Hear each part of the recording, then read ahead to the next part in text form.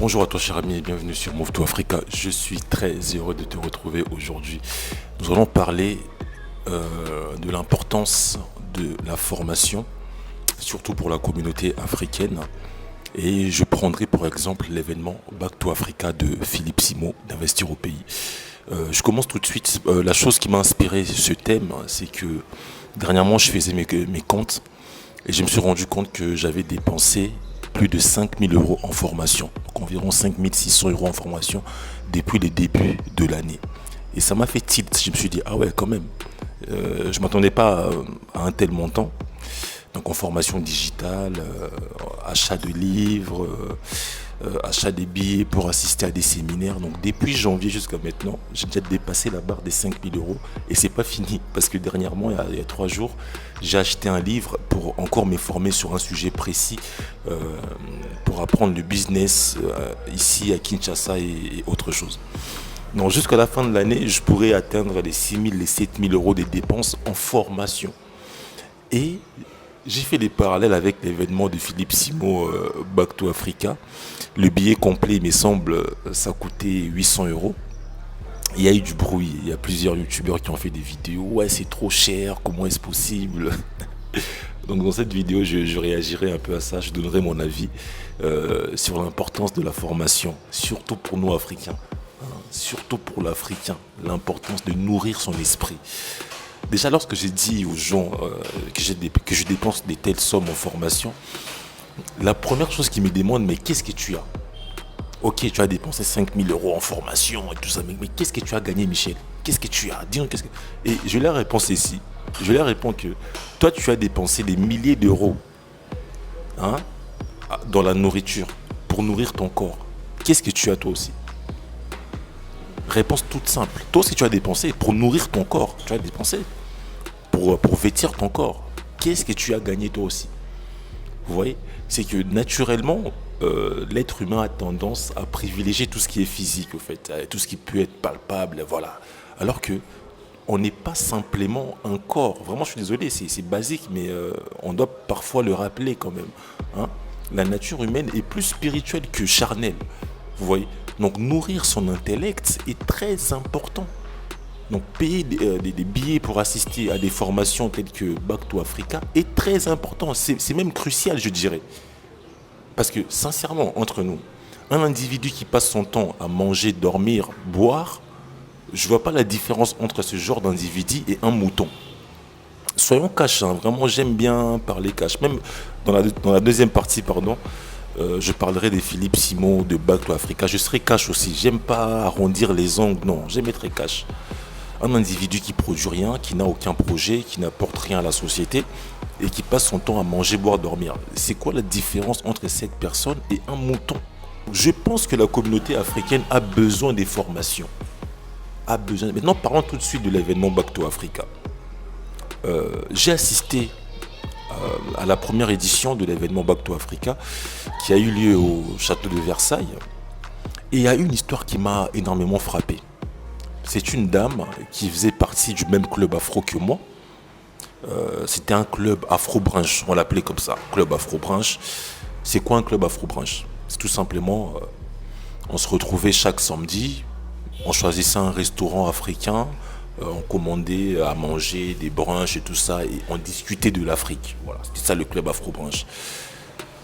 Et cette dame a pris la parole, elle nous a raconté comment elle a préparé l'événement Back to Africa numéro 1. Et ça m'a marqué. Elle a dit, mais attendez, moi j'ai payé 300 € pour assister à un événement. Et vous pensez vraiment que je vais y aller les mains dans les poches comme ça?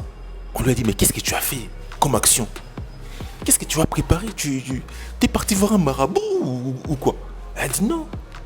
La veille, j'ai dormi chez... Il y avait un autre membre du club afro, hein, j'ai oublié son prénom. J'ai dormi chez un tel et on a préparé l'événement. Oui, mais c'est quoi préparer l'événement? Au fait, elle ciblait 3 personnes, Bertin Chofo, Chon Young et une troisième qui j'ignore encore le nom. Elle a préparé 3 enveloppes avec ses projets de manière bien précise. Ok? 3 enveloppes où elle a décrit son projet, elle a cadré son projet, elle a montré les actions qu'elle a déjà réalisées avec les factures, des grosses enveloppes là. Et elle les a ramenés à l'événement, à Versailles. Et dès qu'elle a vu Bertrand Tchofo passer, elle s'est précipitée pour aller lui donner l'enveloppe. Et elle lui a fait un speech. Speech qui est aussi préparé la veille. Écrit, elle a appris par cœur son speech. Elle a fait son speech avec Bertrand Tchofo. Et elle lui a donné l'enveloppe. Et je vous dis que j'ai vu cette dame sur Investir au pays. Je pense que je vous mettrai la vidéo ou le titre de la vidéo qu'elle a faite avec Philippe et Bertrand Tchofo. J'ai vu cette dame sur Investir au pays. J'ai ri, j'ai dit, bah non, elle est trop forte. En plus, elle parle bien, elle sait raconter des histoires. Par là, qu'est-ce que je vais vous dire? Je vais vous dire que les conférences se préparent. Si vous voulez réellement tirer parti d'une conférence, vous devez absolument la préparer. À moins que vous alliez pour vous divertir ou pour d'autres objectifs. Vous voyez? Parce que le Back to Africa, le billet complet de Back to Africa numéro 2, ça coûtait à peu près 800 €, hein, le billet complet. Il me semble. Hein. Je ne suis pas allé parce que moi, je suis déjà en Afrique. Hein. Là, je suis chez moi. Hein. Je suis en Afrique. Je peux te montrer même les alentours. Je vis déjà en Afrique. Je ne suis pas allé. Mais sinon, je serais allé. Oui. J'allais payer pour aller. Mais aller, pourquoi faire? C'est ça la question. Et la réponse à cette question est individuelle. Pourquoi tu payes 800 € pour assister à une conférence? La réponse est individuelle. Mais n'allez pas fustiger les gens parce qu'ils ont payé cette somme. Parce que j'ai vu des vidéos, mais les gens sont là. Vous êtes des moutons, comment payer ça? C'est même pas ton argent, c'est leur argent. Ils ont fait le choix d'assister à cette conférence-là. Demande-leur plutôt pourquoi vous avez payé autant. Et écoute-leur. Écoute. Donc je pense que la formation est cruciale pour les Africains. Si nous souhaitons vraiment élever l'Afrique, nous devons nous former. Nous n'avons pas le choix, nous devons nous former. Reste branché, hein. Je te ferai une vidéo sur les réalités, les surprises que je suis en train de vivre ici au pays. Et tu te rendras compte que le manque de formation y est pour beaucoup. Je te ferai une vidéo très prochainement. Reste branché, abonne-toi, tu verras très prochainement. Et aussi fais un tour sur ma vidéo de retour en Afrique, hein, sur ma vidéo de comment j'ai pris la décision de rentrer en Afrique. Écoute ça et après je te ferai une vidéo maintenant des réalités que j'ai trouvées sur place en Afrique. Et tu verras que le manque des formations y est pour beaucoup. Pour avoir un simple plombier, mon robinet sointe là, pour avoir un simple plombier, mais laisse tomber. Laisse tomber. La formation y est pour, la main d'œuvre doit être formée. Vous voyez, après comme dans tout, dans tout secteur, dans tout milieu, il y a des arnaques. Hein. Dans le monde de la vente, il y a des vendeurs honnêtes, il y a des vendeurs malhonnêtes qui utilisent des méthodes limites, comme partout. Vous voyez? Mais ne bannissons pas la formation du milieu afro simplement parce qu'il y a certains qui ont arnaqué. Hein. Dans le milieu français, n'en parlons même pas. Chez les Américains, mais eux, ils sont très loin. Eux, il y a eu de nombreuses arnaques sur la formation digitale. Mais c'est pas pour autant que les Américains se sont dit on s'est formé plus. Non, parce qu'il y a toujours des formateurs honnêtes. Donc moi je suis de ceux qui plébiscitent la formation. Moi-même, la preuve, j'ai dépensé plus de 5 000 € depuis janvier 2023 jusqu'à maintenant. En formation, en achat des livres, en séminaire, coaching en ligne. Je dépense énormément sur la formation. Vous voyez. Et je finirai cette vidéo par vous raconter l'histoire de Jigoro Kano. Jigoro Kano, c'est l'inventeur du judo. Hein. C'était un grand maître. Et en judo, il y a des ceintures. Il y a la ceinture blanche, après d'autres ceintures, jaune, orange, jusqu'à la ceinture noire et les dan et tout ça. Et Jigoro Kano, c'était un grand maître qui avait déjà dépassé la ceinture noire. Mais le jour de sa mort, il a demandé à son élève le plus proche qu'on l'enterre avec une ceinture blanche. Et j'imagine la surprise de ses élèves.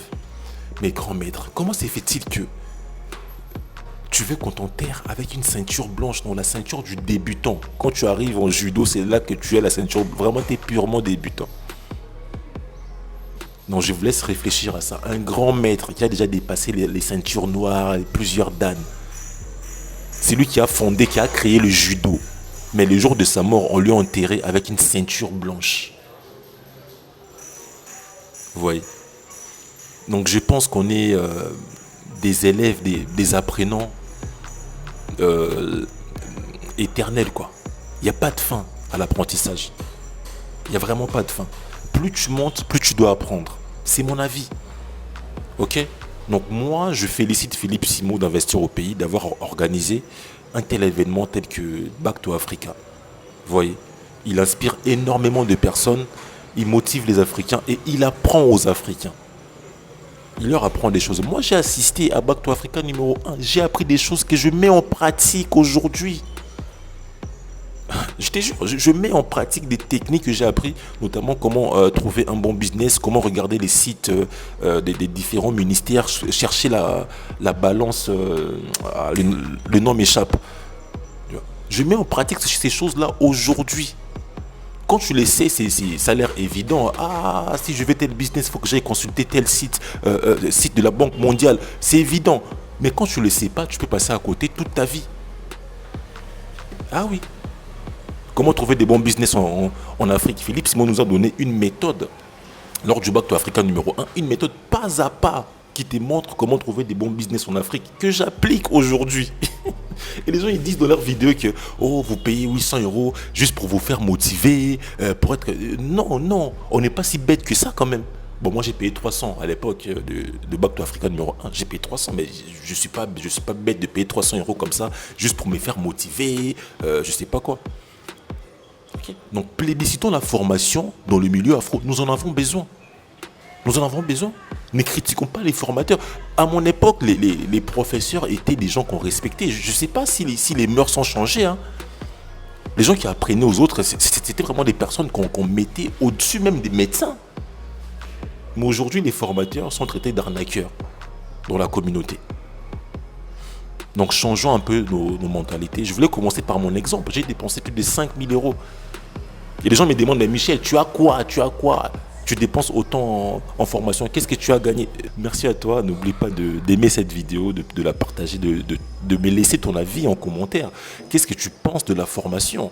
Hein? Qu'est-ce que tu penses des prix des formations? Et je t'ai dit à samedi prochain comme d'habitude. Merci. Bye bye.